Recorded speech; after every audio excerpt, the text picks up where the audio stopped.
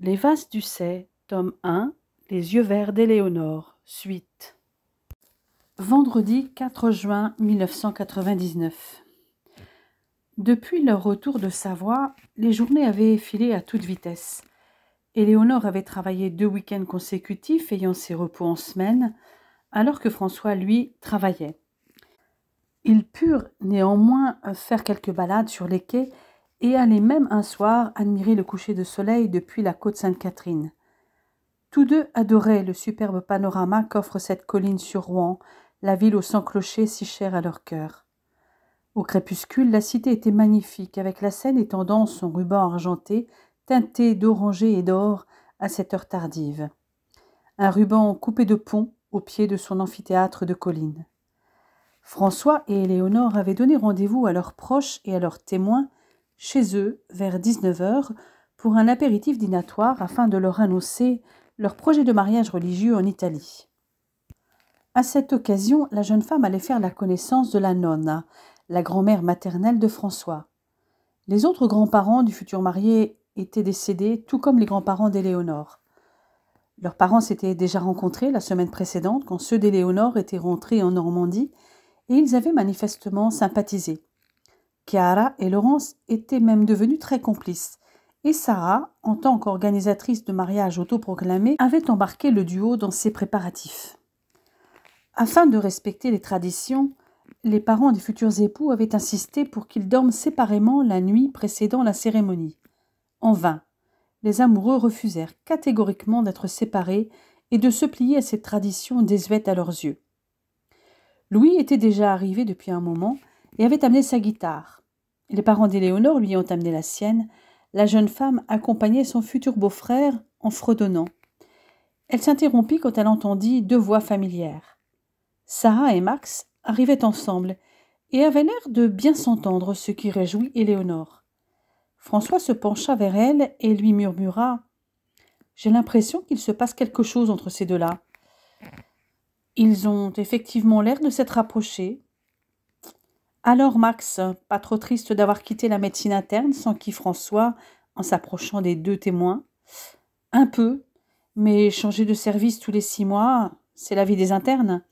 Nous savons que début mai, début novembre, il y aura toujours du nouveau dans nos vies. En tout cas, tu nous manques, dit Éléonore. À moi aussi, vous me manquez, mais la dermato, c'est pas mal, et au moins, j'y connaissais déjà une infirmière, dit-il en faisant un clin d'œil à Sarah. Elle est un peu dure avec moi, mais je m'adapte. Les parents d'Éléonore firent leur apparition quelques minutes avant ceux de François, de Laurent et David, et de la nonna, que Laurent était allé chercher à Orly en fin de matinée. François se précipita vers la vieille dame et la serra dans ses bras avec effusion. Elle avait les yeux de Chiara et de François, des yeux qui pétillaient de malice. Elle ne paraissait pas ses 75 ans, et ses cheveux argentés conféraient beaucoup de douceur à son visage aux traits réguliers. Elle avait dû être très belle, et l'était encore. Elle connaissait suffisamment de français pour le parler et le comprendre, mais revenait rapidement à sa langue maternelle. Aussi, Nonna Antonella, puisque tel était son prénom, parlait-elle exclusivement italien avec sa fille, Chiara, tandis que François parlait à sa grand-mère en français et obtenait des réponses en italien. Éléonore les observait, attendrie. Lâchant sa grand-mère, il tendit la main pour saisir celle d'Éléonore, qui se tenait tout près de lui. « Nonna, voici Éléonore, la femme de ma vie. » Elle ouvrit grand ses bras pour étreindre la jeune femme. « Dieu que tu es belle! Je ne suis pas étonnée que mon petit-fils t'ait choisi. Bienvenue dans notre famille, lui dit-elle dans un français hésitant. Sono felice di conoscerla, nonna. Suo nipote è la cosa più bella che mi sia capitata in vita. Lo amo più di ogni altra cosa al mondo. Tutto quello che voglio è renderlo felice, répondit Éléonore à la vieille dame en italien, en dardant ses beaux yeux verts sur François. E poi parli italiano? Sì, entrambi possiamo parlare italiano esclusivamente tra di noi. Lo faccio già con Chiara. Pour toute réponse, la nonna la reprit dans ses bras et l'embrassa sur les 2 joues. François et Chiara avaient regardé la scène, amusés. Et voilà, Nonna est aussi sous le charme irrésistible d'Éléonore, dit Chiara. D'ailleurs, comment ne pas l'aimer? Oui, comment ne pas l'aimer? Moi, je ne pourrai jamais cesser de l'aimer. Ma plus grande peur, Mahama, c'est de la perdre. Tu ne peux t'imaginer à quel point je l'aime. Je le vois dans tes yeux, mon chéri, dans les siens aussi. Je lis un amour aussi grand que le tien, murmura Chiara à son fils, alors qu'Éléonore se rapprochait d'eux. Le jeune couple invita les autres présents à se servir avec l'aide de Sarah et Max. Ne manquaient que Steph et Sophie, retenus par leurs obligations professionnelles. Ils arrivèrent peu après 20 heures, à quelques minutes d'intervalle.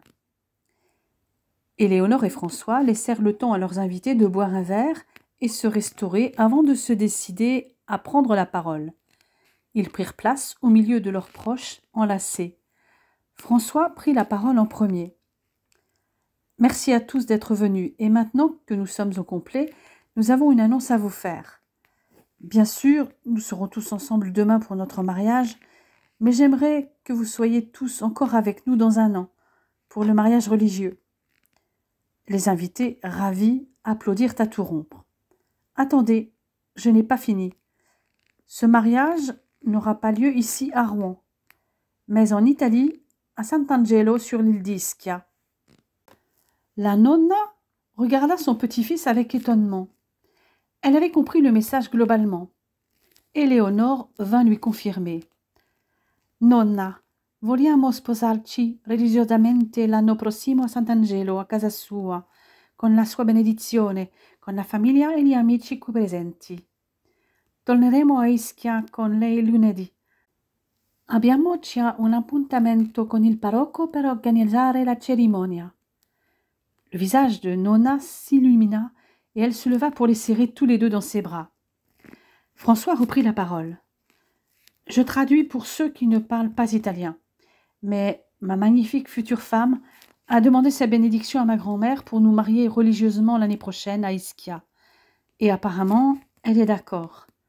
Nous ferons le voyage lundi avec elle vers Ischia, car nous avons rendez-vous avec le prêtre qui nous mariera là-bas pour organiser la cérémonie. Donc, si j'ai bien suivi, nous irons tous à Ischia l'année prochaine, début juin, dit Max. C'est ça. Nous vous confirmerons la date exacte le plus tôt possible dès que nous la connaîtrons nous-mêmes, et nous espérons que la cérémonie pourra avoir lieu le 4 juin. Tu sais que quand tu as déclaré avoir une annonce à faire, j'ai cru que vous alliez nous annoncer un bébé. Tout le monde éclata de rire à cette saillie de Max. François resserra son étreinte autour d'Éléonore avant de déclarer. Nous y travaillons sérieusement, et peut-être que l'année prochaine nous ajouterons un baptême au mariage. Qui le sait? Ah, ça, je sais bien que vous y travaillez sérieusement, mais Lapinou, rétorqua Max à voix basse avec un clin d'œil entendu. Louis, qui avait envie d'une ambiance un peu plus musicale, se rapprocha de son frère et de sa future belle-sœur. « Éléonore, j'aimerais que tu nous chantes quelque chose. Je t'accompagne à la guitare. »« Pourquoi pas, mais je ne garantis pas le résultat. »« Si c'est comme la dernière fois, je ne suis pas inquiet. » Éléonore jeta un regard vers François. « Qu'as-tu envie que je chante ? Ce que tu veux, ce sera toujours bien. »« Ok. Je crois que j'ai une idée. Louis, tu connais le répertoire d'Eros Ramazzotti? Oui, un peu. Son dernier album, Dove c'è musica. Tu veux que je t'accompagne sur Più bella cosa di te? Exactement. Encore un message pour mon vénard de frère, dit Louis avec un sourire de connivence. Dès l'introduction, tout le monde avait reconnu la chanson qui avait fait un carton dans toute l'Europe.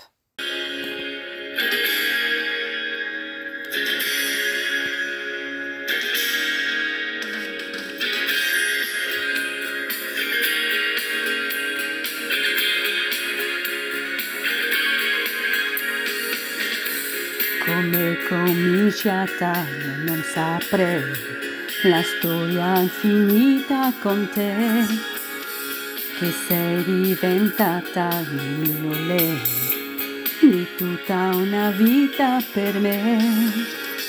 Ci vuole passione con te, è un briciolo di pazzia. Même si la moitié des convives ne comprenaient pas les paroles, Tous savaient que cette chanson était une chanson d'amour et dédiée à François, d'autant qu'elle lui avait tenu la main tout au long de la chanson. Certains connaissaient déjà le don d'Éléonore pour la chanson, mais pour beaucoup ce fut une découverte. Sa voix les avait conquis, et les plus enthousiastes étaient sans aucun doute Chiara et Nonna, qui comprenaient les paroles de la chanson et avaient bien remarqué la substitution du féminin, la mia lei, par le masculin, il mio lei.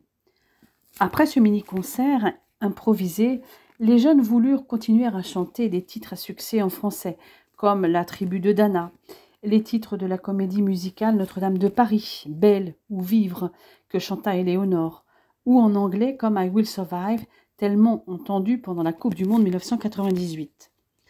Les futurs mariés participèrent un certain temps, mais ils finirent au bout d'un moment par s'installer confortablement à un bout du canapé, blottis l'un contre l'autre, et se contentèrent d'écouter.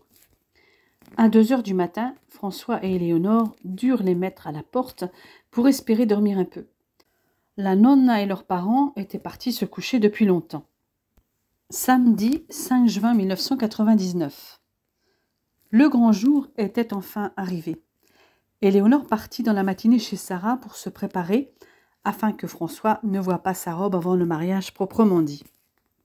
À 15 heures, le ciel était dégagé sur Rouen, quand Laurent, au volant de la voiture des parents d'Éléonore, s'arrêta devant l'hôtel de ville afin de déposer la mariée et son père avant d'aller la garer dans le parking souterrain tout proche.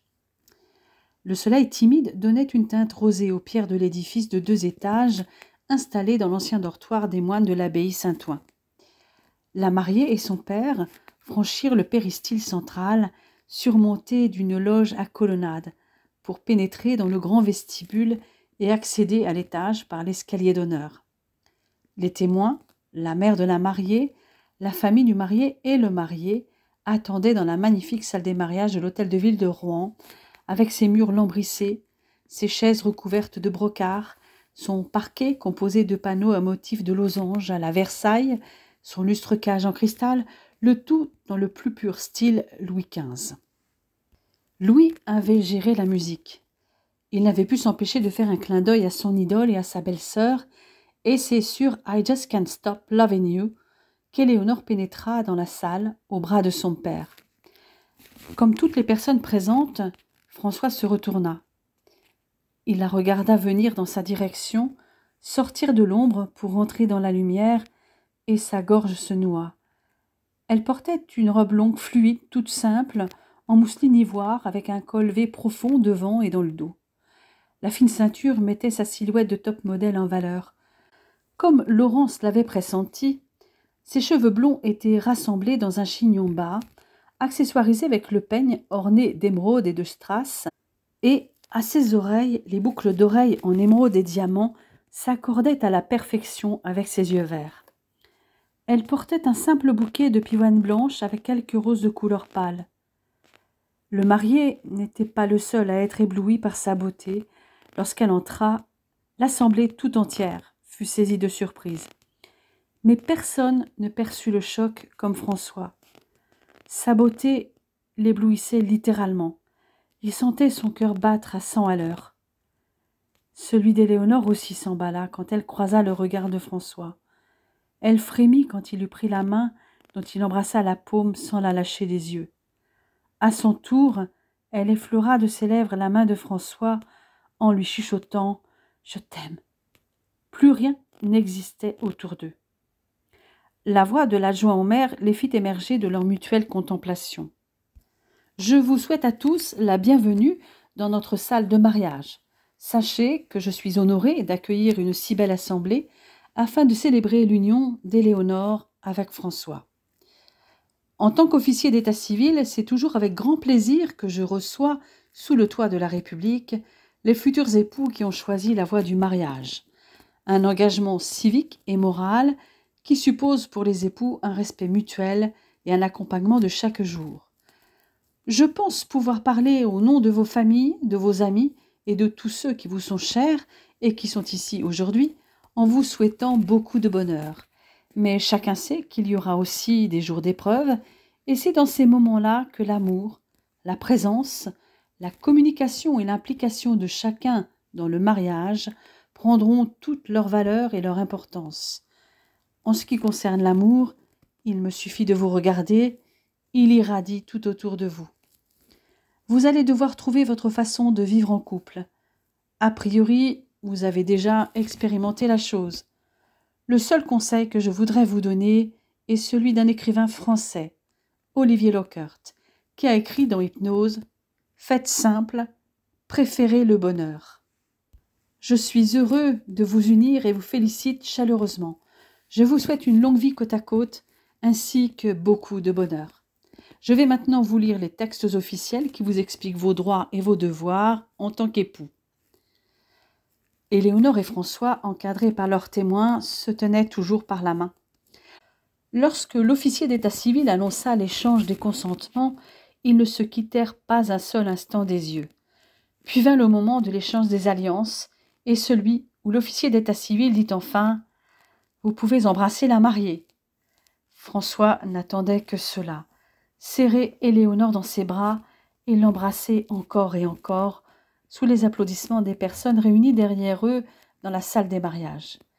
Il leur sembla qu'il y avait beaucoup plus que la dizaine de personnes prévues, mais ils n'y prêtèrent que peu d'attention, tant ils étaient occupés l'un par l'autre.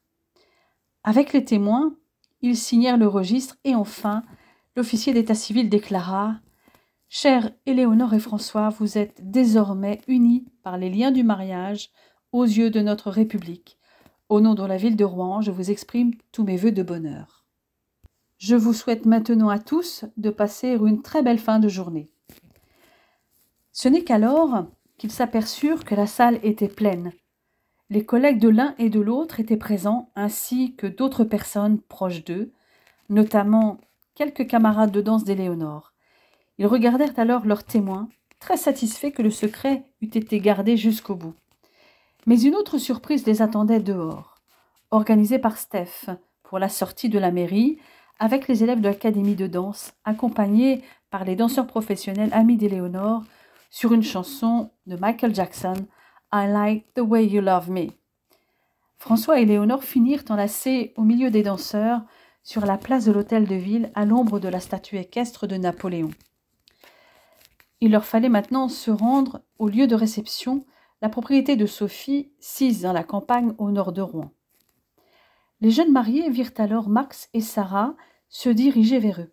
« Si monsieur et madame Vasse veulent bien nous suivre, votre véhicule vous attend, dit Max. Je me présente, Max, votre chauffeur pour l'après-midi, et voici ma copilote, Sarah. Les invités vous rejoindront sur le lieu de réception, mais nous allons prendre le chemin des écoliers. »« Parce que tout le monde vient chez Sophie » s'exclama Éléonore. « En grande partie, oui. Rassurez-vous tous les deux, l'organisatrice que voici et ses complices qui sont là-bas, dit Max en désignant Sarah, puis Chiara et Laurence, ont mobilisé tout le monde. Vous savez comment on procède pour les fêtes de service improvisées à l'hôpital ? Eh bien, l'organisation a été la même. Checklist et chacun sa tâche et le tour est joué. »« Vous êtes incroyable, dit François. Bon, alors, vous me suivez, votre taxi vous attend. » Et effectivement, un taxi les attendait. Un taxi londonien, pour être précis. Si monsieur et madame veulent bien se donner la peine. Max leur tint la porte ouverte afin qu'ils s'installent et ajouta d'un air de conspirateur « Pour information, les vitres arrière sont tellement teintées qu'on ne voit rien à l'intérieur et en ce qui concerne la vitre de séparation, elle vous permet de nous voir, mais nous ne pourrons voir ce que vous faites à l'arrière. De plus, le trajet qui dure normalement 30 minutes durera le double pour vous exceptionnellement, plus si vous avez besoin, ajouta Sarah. Bon voyage, les lapinous. Sur ces mots, elle referma la portière sur les deux mariés, un peu interloqués. Ils se regardèrent et éclatèrent de rire. Je rêve ou ils nous ont carrément invités à faire l'amour dans la voiture, dit Éléonore en s'étouffant à moitié à force de rire. Tu ne rêves pas, mon amour, et je dois dire que c'est très tentant. François l'attira contre lui pour l'embrasser, puis lui prit le visage entre ses mains, déposa un baiser sur chacune de ses paupières closes, avant de la contempler une fois de plus. Sa femme était vraiment plus belle que toutes celles qu'il avait connues. Un autre baiser de François au creux de sa gorge fit frissonner Éléonore de plaisir. Il se redressa, l'admira de nouveau, puis embrassa l'extrémité de son nez, le coin de sa bouche où s'ébauchait un sourire. François la regarda encore, jouissant de ce moment. Enfin, il posa ses lèvres sur sa bouche qu'il entr'ouvrit. Doucement, il la renversa en arrière et entreprit de la caresser de ses lèvres en commençant par la pointe des seins qu'il atteignit en écartant le décolleté profond en V de sa robe. Elle étouffa un cri. La bouche de François éveillait déjà chez elle des frissons de plaisir, même dans des endroits qu'il n'avait pas encore effleurés. Sa respiration se fit haletante. Elle gémissait de plaisir, tandis qu'il la caressait en passant une main sous sa robe. Elle entreprit, elle aussi, de le caresser en lui ôtant sa veste et en déboutonnant sa chemise, puis en ouvrant sa braguette. Il gémit de plaisir et fut heureux de pouvoir encore se contrôler. Il l'interrompit, lui fit comprendre qu'il voulait d'abord lui donner du plaisir à elle. Elle se soumit volontiers à son désir. Elle le regarda, les pupilles de ses yeux verts dilatées, lumineuses. Il l'allongea sur le siège et se remit à l'embrasser. Les lèvres, la gorge, les seins, puis il souleva la robe et fit glisser le string pour l'embrasser plus bas, toujours plus bas. Elle tressaillit de tout son corps, se redressa à demi, étouffa un cri. Il aimait la sentir répondre à ses caresses expertes. Il éprouvait aussi une joie particulière, à savoir qu'il avait été le premier à lui donner du plaisir. Il l'explorait de sa langue, de ses lèvres. Elle se mit à bouger contre lui en gémissant. Il sut qu'elle était prête. Elle se tendit vers lui. « François, oh François !» Elle était hors d'elle-même, ne connaissait plus rien au monde que lui. Elle le désirait, brûlait de le sentir la pénétrer. Lorsqu'il fut en elle, il aurait aimé prolonger le moment, mais chacun de leurs mouvements les rapprochait du paroxysme. Le rythme du va-et-vient se précipitait. Un spasme irrépressible les surprit et les amena à l'orgasme. Ils demeurèrent un moment dans la même position, comme s'ils cherchaient à devenir un seul être. Immobiles, ils cherchaient leur souffle. Ils eurent juste le temps de remettre de l'ordre dans leur tenue avant que le taxi londonien s'arrête. Sarah vint ouvrir la portière. « Coucou les lapinous, tout va bien ?»« Apparemment oui, dit-elle sans attendre leur réponse. Pas de panique, nous ne sommes pas encore arrivés. Nous sommes dans la forêt de Lyons. Elle tendit une trousse à Éléonore. Tiens, ma belle, voilà de quoi te refaire une beauté. Il y a tout ce qu'il faut là-dedans. Ça vaut pour toi aussi, François, car tes cheveux sont un brin en bataille. Vous avez vraiment pensé à tout, lui répondit François hilar. Disons que nous vous connaissons bien, Max et moi. Vous aurez même le temps de descendre vous dégourdir les jambes. Éléonore se remaquilla légèrement et essaya de remettre en place les mèches échappées de son chignon pendant que François se redonnait un coup de peigne et réajustait correctement sa tenue. Ils descendirent de la voiture, mais Sarah les arrêta un instant. « Éléonore, c'est bien essayé, mais ton chignon est complètement parti en sucette. Mais ta coiffeuse pro va réparer tout ça en 2 coups de cuillère à peau. Je l'ai fait ce matin, je peux recommencer. » En quelques minutes, les dégâts étaient réparés. Le peigne aux émeraudes remis en place. Il ne restait aucune trace de leurs ébats torrides. Ils firent quelques pas sous les arbres pour se détendre, mais furent très surpris en revenant vers le taxi. Max et Sarah étaient en train de s'embrasser à pleine bouche. Ils s'interrompirent à leur approche et éclatèrent de rire devant leur mine ahurie. « Ben quoi, octa Sarah, nous aussi on peut s'embrasser. Mais nous, au moins, on sait se tenir. »« Vous êtes ensemble ?» s'enquit François. « Comme vous voyez, les lapinous. Depuis quelques jours, répondit Max. Nous avons commencé à nous rapprocher le soir de la démo d'Éléonore et Steph au Havana Club. »« Je suis contente pour vous, s'exclama Éléonore. Vous allez si bien ensemble. »« Nous aurons l'occasion de reparler de tout ça plus tard, dit Sarah. Dans l'immédiat, nous sommes attendus pour une réception de mariage, en l'occurrence, le vôtre. » Tous les invités étaient déjà là quand les mariés arrivèrent. Ils furent accueillis par une haie d'honneur. Les témoins et les mères des mariés avaient bien œuvré pour une réception décontractée où chacun se sentit rapidement à l'aise. Tous les convives ne pouvaient pas rester au-delà du vin d'honneur. C'était notamment le cas des infirmiers et des aides-soignantes ou médecins qui devaient assurer la nuit de ce samedi. Mais la grande majorité resta pour le buffet organisé grâce à la participation de tous. Louis s'occupait de la musique avec Steph, qui appela les mariés pour ouvrir le bal, selon l'expression d'usage. Sans surprise, la musique de You and I retentit. François se laissa entraîner par Éléonore. Il la laissa le guider et heureusement, cette chanson était avant tout un slow. Il lui suffisait de se laisser porter. Ils reproduisirent à peu de choses près ce qu'ils avaient fait au Habana Club pour le final, sous les acclamations d'un public complètement conquis comme l'avait été celui du bar dansant. Steph vint inviter Éléonore pour une valse sur Everything I Do It For You de Bryan Adams, pendant que François invitait sa mère. Steph et Éléonore avaient chorégraphié cette chanson il y a plusieurs années, mais la mémoire du corps leur fit rapidement retrouver les éléments de la chorégraphie, notamment les portées. Finalement, tous s'arrêtèrent pour les regarder et les ovationner à l'issue de leur performance. Steph alla ensuite inviter la mère du marié, pendant que François invitait sa belle-mère pour un tango, la seule danse qu'il sut danser sans se sentir trop ridicule. Éléonore, quant à elle, dansa avec son père, qui se révéla un excellent tanguero. Après un intermède pour le gâteau de mariage, ou plutôt les gâteaux, tous les jeunes se déchaînèrent sur Let's Get Loud, le dernier titre de Gillo. Les fans de salsa s'en donnèrent à cœur joie. Éléonore initia son cher et tendre aux bases de cette danse latine avec un certain succès. Il avait le sens du rythme et bougeait bien. Louis insista pour que sa belle-sœur improvise sur un titre de Michael.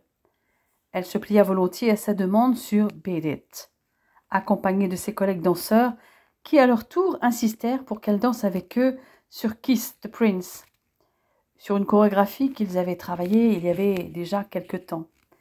Elle enchaîna seule sur Proud Mary de Tina, et pour ce titre, elle avait détaché ses longs cheveux.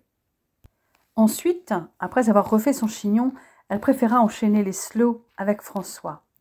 Mais Louis revint à la charge pour l'accompagner sur une chanson de son choix. Elle sélectionna parmi ses propositions A Total Eclipse of the Heart, ce qui obligea Louis à chanter aussi. Leur duo fut très applaudi. Avant que les mariés ne s'éclipsent, Steph vint les voir. « François, j'aimerais t'emprunter ta femme pour quelques minutes, si elle est d'accord aussi, bien sûr, pour une dernière danse avec moi. » « Que de cérémonie, Steph, mais si elle est d'accord, moi je n'y vois aucun inconvénient. » Demande-lui à elle. « Éléonore, veux-tu danser une samba avec moi? » « S'il n'y a que ça pour te faire plaisir. »« Oui, mais il faut que tu changes de tenue, dit-il en lui tendant un sac contenant une des tenues de scène d'Éléonore et ses chaussures, ainsi qu'un post-it avec le nom du titre sur lequel ils allaient danser. « Ok, je vois, je me rappelle, eh bien, je vais me changer. » Pendant qu'Éléonore allait se changer, Steph organisa la mise en scène avec Louis, qui fut un peu surpris du choix de la musique pour une samba, mais ravi. La lumière s'éteignit pour que les deux danseurs se mettent en place sans être vus avant que la musique commence, et pas n'importe quelle musique. I Wanna Be Starting Something de Michael Jackson. Une musique qui n'évoque pas d'emblée une samba, et pourtant, elle s'adaptait au rythme spécifique de cette danse brésilienne. Éléonore portait un soutien-gorge pailleté et une culotte frangée également pailletée. Les deux partenaires dansèrent une samba endiablée, reprenant tous les incontournables de cette danse, comme la marche et la promenade de samba, avec ses mouvements de rotation des hanches caractéristiques et bien d'autres. La culotte frangée faisait paraître plus ample les déhanchés et les mouvements de bascule du bassin de la danseuse au rythme rapide de la musique, le rythme le plus rapide des danses latines. Outre les mouvements de base, il y avait aussi ceux des épaules avec les chemises. Les invités, qui n'avaient pas encore cédé au sommeil, étaient époustouflés par cette démonstration exubérante et sensuelle comme toutes les sambas. François n'était pas le moins médusé mais faisait le lien avec la mobilité incomparable du bassin de sa femme, mobilité qui l'étonnait toujours lorsqu'il faisait l'amour. Soudain, il eut hâte de l'emmener dans la chambre que leur avait réservée Sophie. Comme s'il avait deviné les pensées de François, Steph lui ramena Éléonore. « Merci, Éléonore, je te rends à ton mari, qui, après cette démonstration, n'a sûrement qu'une envie. »« Elle est tout à toi, François, dit-il avec un clin d'œil entendu. » Les mariés s'éclipsèrent enfin. Il était presque 4 heures du matin. François retint son souffle quand Éléonore enleva sa tenue de samba. Son déhanché, lors de la danse, avait fait naître en lui le désir, malgré la fatigue, et la vue de sa beauté ne faisait qu'accentuer le phénomène. Lorsqu'elle défit son chignon et que ses longs cheveux cascadèrent dans son dos, il se rappela la première fois où il l'avait vue nue. Elle se rapprocha de lui. Leurs regards se retenaient, en disaient plus long que des mots. François la prit dans ses bras. « Éléonore, s'écria-t-il en la serrant plus fort. « Comme je t'aime, Éléonore. Les mots ne suffisent pas pour dire à quel point je t'aime. » Il l'étreignit plus fort encore, comme s'il cherchait à ne faire qu'un avec elle. Elle l'enlaça à son tour, bouleversée par cette déclaration. Elle souffla légèrement dans le creux de son oreille et déposa des baisers dans son cou. La réaction de François fut immédiate. Il l'embrassa avec fougue, caressa ses mains, ses seins qu'il suça avidement. Elle l'entoura de ses jambes, le fit basculer sur elle, offrant ses cuisses ouvertes. Elle s'empara de son membre viril et le guida, aussi affamé de lui qu'il l'était d'elle. François la pénétra, se retira, replongea en elle, se retira encore et bientôt, Éléonore accompagna ses mouvements dans un même rythme. Le balancement de ses reins renforçait la passion de François. Leurs deux corps se mouvaient avec une telle harmonie que la jeune femme, emportée par ses sens, s'abandonna totalement au rythme qui s'accéléra. Des pointes de feu jaillissaient dans son ventre et irradiaient son corps à chaque balancement. François sentait monter en lui une lave en fusion. Des vagues d'excitation l'emportaient et quand il s'y attendit le moins, le volcan explosa. Il s'abandonna avec bonheur à la jouissance et, après quelques derniers mouvements de va-et-vient, il goûta au bien-être qui suit les ébats amoureux. Couvrant Éléonore de son corps alangui, il reprenait son souffle. Les paupières closes, la jeune femme était restée plongée dans une douce extase. Il roula bientôt sur le côté et se moula contre sa femme qui se colla à lui. C'est dans cette position qu'ils s'endormirent. Dimanche 6 juin 1999. Ils auraient bien traîné au lit encore un peu, mais dès 11 heures, ils furent réveillés en fanfare par leurs témoins et les frères de François, qui prirent un malin plaisir à transformer la batterie de cuisine en instrument de musique. Finalement, François se souleva. Ses lèvres effleurèrent un sein d'Éléonore, puis redescendirent vers son ventre. La jeune femme frissonna de plaisir, mais prit le parti de se lever avant de perdre le contrôle d'elle-même. Elle fila de rechef vers la salle de bain. En attendant que la place se libère, François se rallongea sur le lit. Quand Éléonore revint de la salle de bain, elle s'assit au bord du lit et déposa un léger baiser dans le cou de l'homme de sa vie, son mari depuis la veille. « Tu sens bon, lui murmura-t-il en lui mordillant l'oreille. Il l'embrassa doucement d'abord, puis plus profondément. Il s'interrompit pour la regarder et l'embrassa de nouveau, avec une ardeur à laquelle elle répondit avec la même intensité. François se redressa sur un coude, la contempla. « Éléonore, tu es surprenante, tu le sais ?» Elle lui sourit. « Chaque fois que j'ai envie de te faire l'amour, tu es prête pour moi. Jamais tu ne t'es refusée, et plus nous faisons l'amour, plus j'ai envie de toi.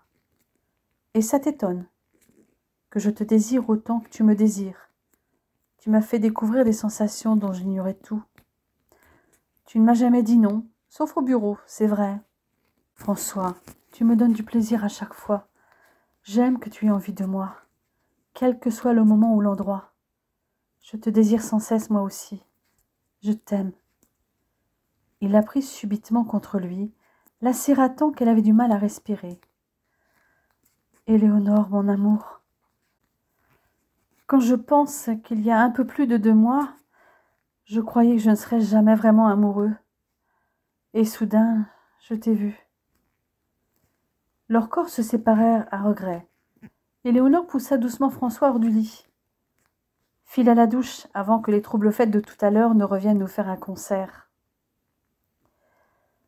Leurs proches et leurs témoins, accompagnés de quelques amis, n'avaient pas chômé pour remettre de l'ordre dans la demeure de Sophie. Les températures avaient chuté et il pleuvait. Sophie aurait bien aimé dresser une table sous les pommiers pour un repas improvisé avec tout ce qui restait, mais il fallut le faire à l'intérieur. Toutes les personnes présentes mirent la main à la pâte.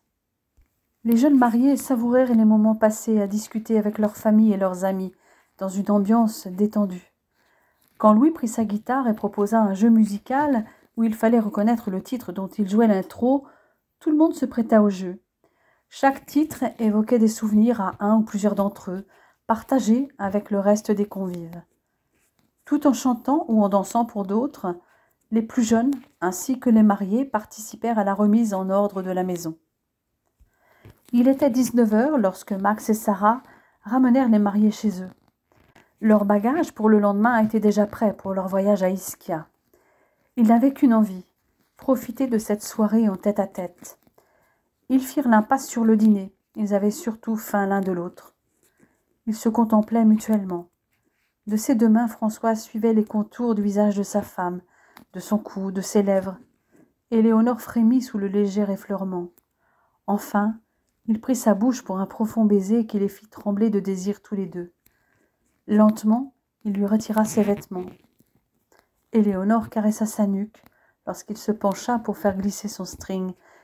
Bientôt, elle fut nue. À ses pieds, le visage levé, François la regardait, fasciné. Elle le releva et à son tour le déshabilla.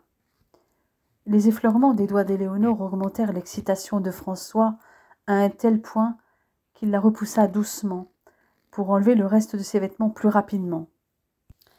En un rien de temps, il fut nu à son tour, le sexe dressé. Il la souleva et la transporta sur le lit. Penché sur elle, François murmurait son prénom en continuant ses caresses, descendant progressivement jusqu'à son pubis. Lorsqu'il massa doucement son clitoris, il s'arc-bouta. « Viens, fit-elle impatiente. » Ils firent l'amour longtemps, leur désir renaissant sans cesse, avant de sombrer dans le sommeil vers 23h.